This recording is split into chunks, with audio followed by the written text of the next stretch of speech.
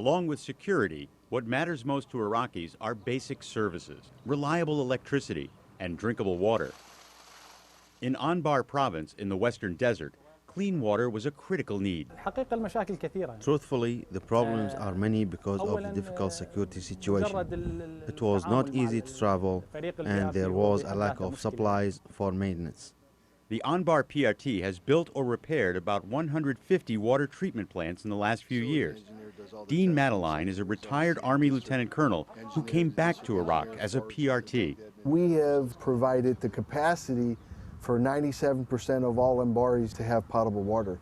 Electricity is a tougher problem. Anbar gets about 5 hours a day, the same as 4 years ago. Though generation has doubled, it barely keeps pace with skyrocketing demand. Still, as the PRT departs, Madeline says Anbar is on track to self-sustainment. Every day these people have courage to get up and go try to rebuild their city, their province, and their nation. And you see that and you say that person has courage like I've never seen, more courage than I'll ever had. At Anbar Women's College in Ramadi, both faculty and students hide their faces from strangers. A fear of Al-Qaeda still prevails here. But the Anbar PRT has tried to improve opportunities for women, building chemistry labs, a biology lab with a feminine touch, and a computerized English lab. Feel with long E. After visiting the U.S., the dean says he was astonished to learn Americans also embrace single-sex education, though not for religious reasons. Ooh. Ooh is the short vowel. He thinks women's colleges in the U.S. foster self-confidence and leadership. He wants to instill that same spirit here. Iraq is known as the cradle of civilization.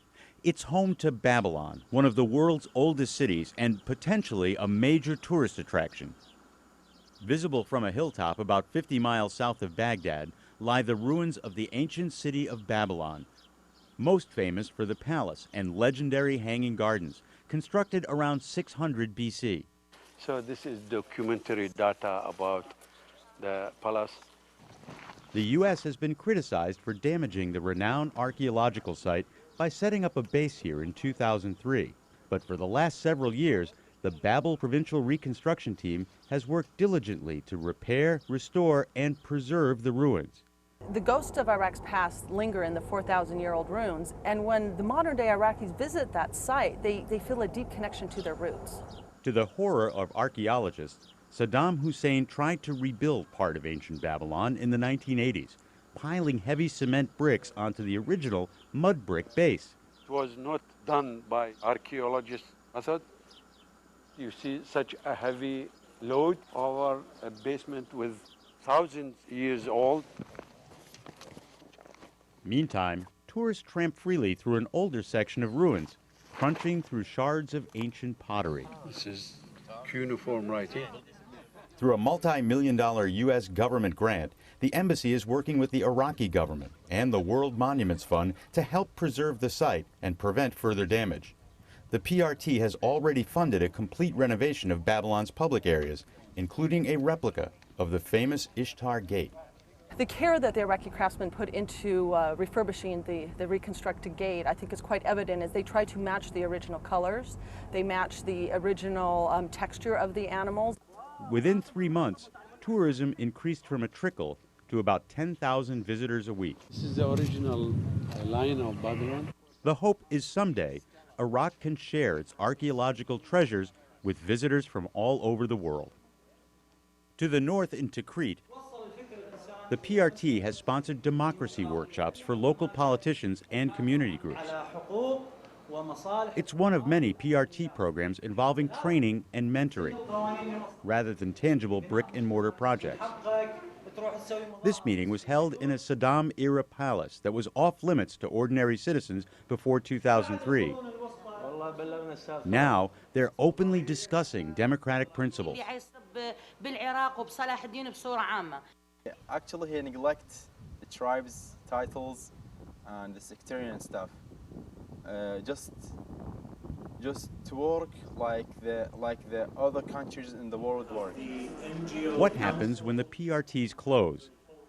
Alonzo Wind is a USAID representative in Saladin, explaining the agency's future role to a local nonprofit group. We will be able to continue relationships with organizations in Saladin. USAID will continue administering programs in provinces through NGOs, and the State Department will continue its work through the embassy in Baghdad and consular offices in Erbil, Basra, and Kirkuk.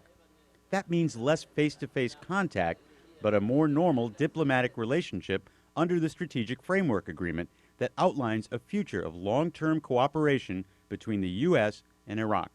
We're unlikely to have anyone actually permanently stationed in the province. It's going to turn into more of a diplomacy-based relationship, the kind that we have with every other country in the world. The fact you don't have a brigade, camped out in your province doesn't mean that the U.S. government isn't strategically partnered with the success of your nation. The Iraqis want to see an end to what they see as a foreign military presence, and they want to see a return to normalcy. A return to normalcy would certainly make a difference in shaping the future for Iraqi children. Here's more from an elementary school north of Baghdad. Walking through rubble and trash to arrive at a campus surrounded by concrete blast walls. For the 800 students at Al-Dawaya Primary School north of Baghdad, classrooms are trailers. No heat, no lights, no windows to block the chill of an early March morning. With up to 70 kids per class, some children are left sitting on a cold, dirty floor. My name is Azhar Musa Qaddoum. I'm the principal of Al-Dawaya Primary School. Before the Americans added classrooms to the school building, every classroom had 60 to 70 students. We suffered so much at that time. The principal says she was grateful when a U.S. Provincial Reconstruction team offered to repair and expand an existing school building. We didn't expect this gift to us. We taught in trailers. The teachers wished they could touch bricks. The conditions at Al-Dawaya School captured the attention of PRT agricultural advisor Tim Lowry after he met one of the students at a farm, a 4-year-old orphan boy. Bill Yasser, when you look at him, he's 4 years old. His little eyes are so soulful. I try to get him to smile, essentially. And he's standing there all fragile. I'm hoping for him the same things that I hope for my son, that he grows up and is happy, that he grows up and that he's prosperous. Funding to refurbish Yasser's school came from the PRT. But soldiers from Camp Taji donated their time to add a final touch by repairing broken down desks. I'm Sergeant Harvey Bautista, and currently we're assembling desks that we already fabricated for Iraqi schools. Give me a selection of both. When I joined, I was told I was going to be helping people, and it's kind of nice to be able to come over here and do something that is actually helping the education system out over here. The new school opened in late spring. Now the average class size is down to 38, with improvements in both teaching and learning. Since 2003, the U.S. government has trained more than 33,000 teachers, distributed more than 8.6 million textbooks, provided supplies to more than 2 million students and teachers, and built or repaired some 4,000 schools. Now we understand our lessons better. The old school was hot in summer, and in winter, rain came from the ceiling. As the PRT mission winds down, a new generation of Iraqis is preparing to take on the responsibility of building the country's future. We can't fix everything here, and that's not our job. They have to take ownership of it at some point, and that's coming up. Finally, the legacy of Iraq's provincial reconstruction teams from those who served on the PRTs. The PRTs really helped Iraqis see that the future of the U.S.-Iraq relationship would be one that would be civilian-led. This is something new. We're really in new territory here. And how this goes in the next few years will be a model again for what we may need to do in the future elsewhere. Our legacy will not be determined by any single project. It will be determined by the Iraq that emerges in the years ahead. History hasn't been finished, completely scripted, and I want to be a part of that.